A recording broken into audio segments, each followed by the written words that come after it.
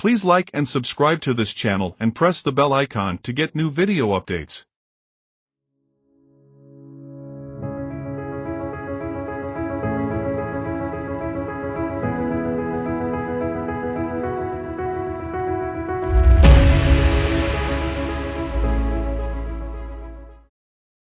Carlos Ghosn is a prominent business executive who has worked in the automobile industry for more than 3 decades. Here is a brief overview and 5 key events in Carlos Ghosn's story. Born in Brazil to Lebanese immigrant parents, Ghosn studied engineering in France. He started his career with Michelin in France before joining Renault as an executive in 1996.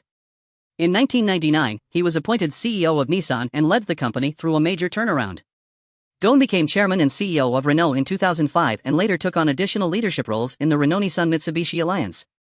Ghosn has been credited with revitalizing Nissan and making it a major player in the global automobile industry. 5 key events. 1. Ghosn's appointment as CEO of Nissan in 1999. After joining Nissan, Ghosn launched a major recovery plan called Nissan Revival Plan. He streamlined operations and cut costs to restore Nissan to profitability. The Nissan Revival Plan made Ghosn a revered corporate executive in Japan and worldwide. 2. The formation of the Renault-Nissan Alliance in 1999, Ghosn championed the idea of creating a strategic partnership between Renault and Nissan to combine their resources and share their expertise. The alliance was a major milestone in the history of global business, and it helped Renault and Nissan become one of the world's largest automotive groups. 3. Ghosn's arrest in 2018. In November 2018, Ghosn was arrested by Japanese authorities on allegations of financial misconduct and violation of financial laws. He was detained for more than 3 months and was later released on bail. The high-profile arrest and the subsequent fallout shook the automobile industry. 4. Ghosn's escape from Japan in 2019. In December 2019, Ghosn fled Japan and sought refuge in Lebanon.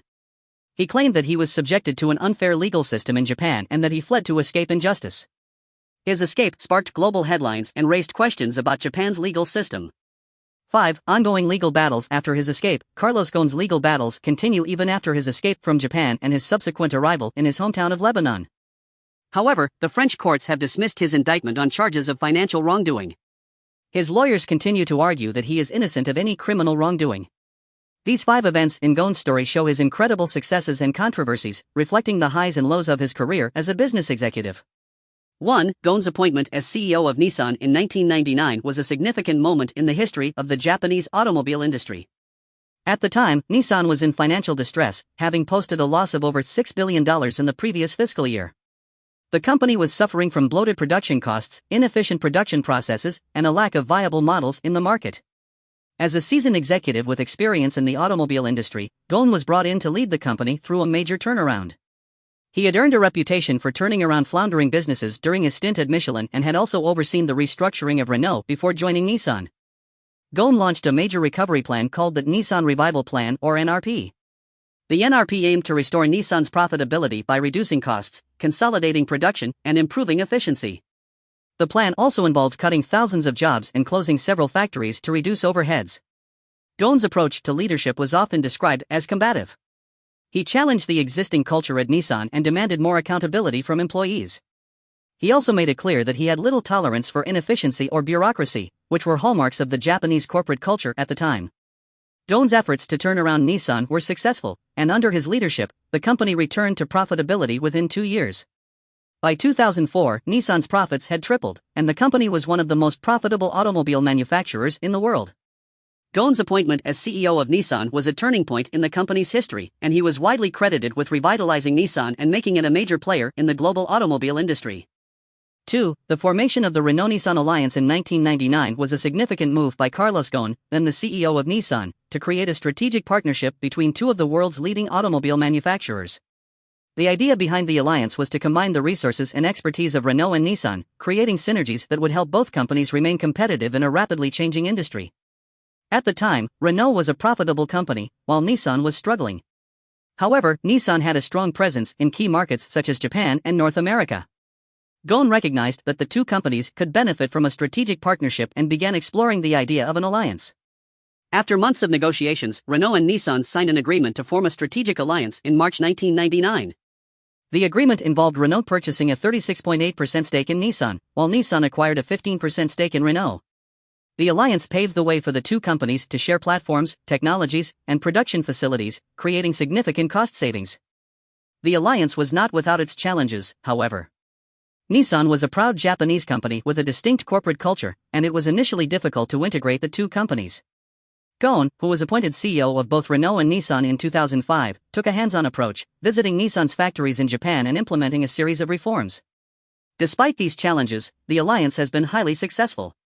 The two companies have collaborated on a range of projects, including the development of electric vehicles and autonomous driving technologies. Today, the Renault-Nissan-Mitsubishi Alliance is the world's largest automotive group, with combined sales of more than 10 million vehicles per year. The formation of the Renault-Nissan Alliance in 1999 was a crucial moment in the history of the automobile industry, and it remains a powerful example of how strategic partnerships can drive innovation and growth. 3. Carlos Ghosn's arrest in 2018 was a major event in the automobile industry that sent shockwaves through Japan and beyond. Ghosn, who was chairman of Nissan and CEO of the Renault-Nissan-Mitsubishi Alliance, was arrested in Japan on November 19, 2018, on charges of financial misconduct. The charges against Ghosn included underreporting his salary and misusing company assets for personal gain. Prosecutors alleged that Ghosn and another executive, Greg Kelly, had conspired to underreport more than $80 million in Ghosn's compensation over several years. Ghosn denied the charges and initially maintained his innocence. After his arrest, Ghosn was held in detention in Japan for over 100 days, a period that drew criticism from human rights organizations and legal experts. He was eventually released on bail but was rearrested in April 2019 on additional charges related to breach of trust. The arrest of Ghosn and subsequent legal proceedings have been highly controversial, with some speculating that it was part of a power struggle within Nissan and pressure from Japanese authorities to limit foreign influence in the country's corporate sector. Ghosn's arrest and subsequent legal battles had significant consequences for the automobile industry. The Renault-Nissan-Mitsubishi Alliance, which had become the world's largest automobile group under Ghosn's leadership, was thrown into turmoil, and the companies struggled to maintain their collaborative efforts. The incident also raised concerns about corporate governance in Japan, with many critics arguing that the country's legal system was overly harsh and lacked adequate procedural safeguards. Overall, Ghosn's arrest and the fallout will likely have a lasting impact on the automobile industry and corporate culture more broadly. It has highlighted the importance of transparency, accountability, and integrity in corporate leadership and underscored the need for effective legal mechanisms to prevent abuse of power. 4. In December 2019, Carlos Ghosn, who was out on bail awaiting trial on charges of financial misconduct in Japan, escaped from Japan to Lebanon in what became a sensation around the globe. His dramatic escape was achieved in a manner that some described as a Houdini-level escape. Ghosn's escape drew widespread attention and criticism of the Japanese legal system. It was reported that he had hidden inside a musical instrument case that had been loaded onto a private jet and flown from Osaka, Japan to Istanbul, Turkey, and then on to Beirut, Lebanon. Ghosn's escape was a significant development in his ongoing legal battle and a significant embarrassment for the Japanese authorities who were responsible for his surveillance.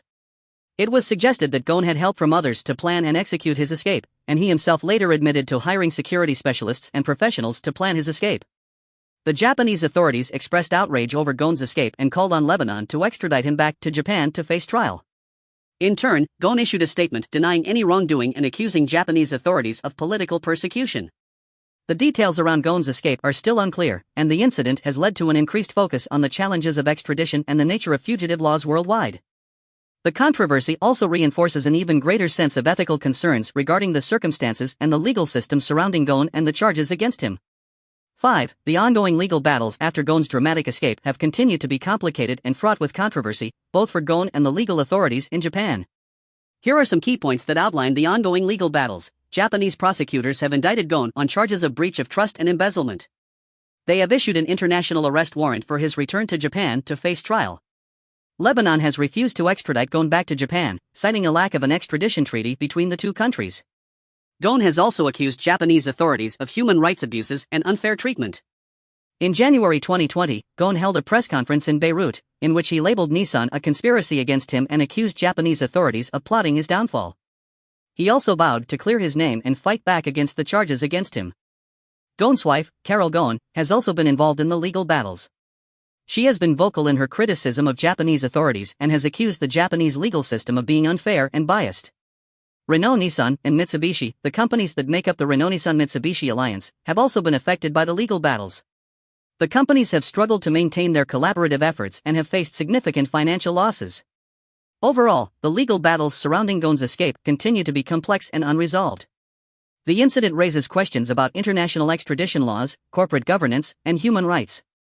Many experts and critics also caution against jumping to conclusions about guilt or innocence until all the legal proceedings have concluded.